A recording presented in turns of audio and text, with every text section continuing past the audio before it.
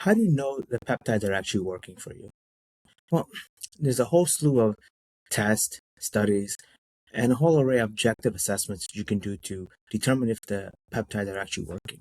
But the best way to test if peptides are working for you is to develop a sense of biofeedback. It's a subjective assessment in which you raise the awareness of how your body is functioning so that you can understand how the peptides are helping you. Now, whether that's a GLP-1 for weight loss, whether that's sermorelin for muscle enhancement, or another peptide that's designed to function in a specific way to deal with your body goals. The key thing is the subjective assessment is the most immediate and oftentimes the most consistent means of getting feedback. When people are on GLP-1 medications, I often tell them, stop worrying about the number on the scale and focus on the food noise, the appetite suppression. These are subjective assessments that are part of the whole biofeedback construct. And if you're interested in learning how you can hone your biofeedback skills, try this very simple test. After you eat certain foods, see how tired you get. Just sit, ruminate, and allow your body to digest the food while you sit there quietly and observe your body.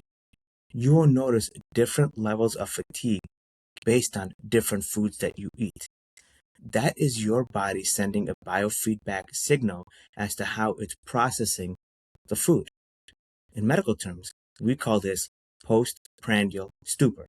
It's a common effect seen that many of you likely have experienced if you've been to a party or a social gathering and inadvertently overate.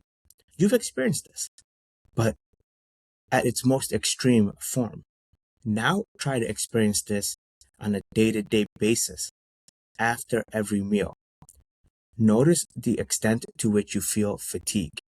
That is your body sending a signal that it requires additional metabolic load to digest the food.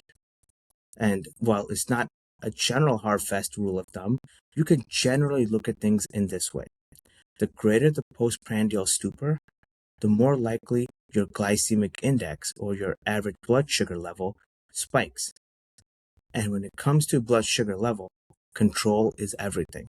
So identify foods that don't cause as high a glycemic spike after eating, and you'll likely see less of the postprandial stupor, less of the fatigue after eating.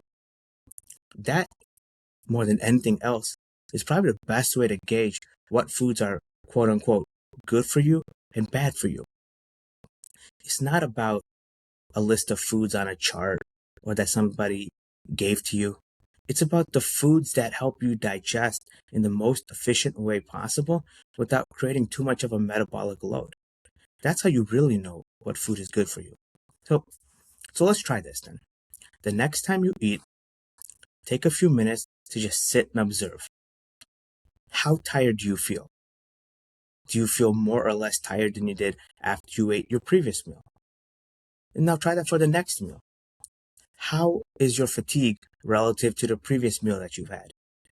Over time, you'll start to notice that different foods create different levels of fatigue.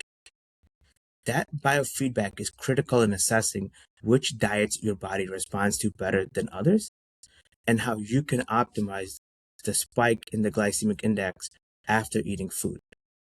And more generally put, that is how you can start to develop the sense of biofeedback to determine subjectively and to a certain degree more consistently how the peptides are working for you. So if you have any questions about peptide therapeutics and how you can determine the effective protocol for you, contact us at Prestige 2.0 and we'd be more than happy to go through a free initial consultation and discuss how peptides can help you and how you can determine whether the peptides are effective or not. Thank you.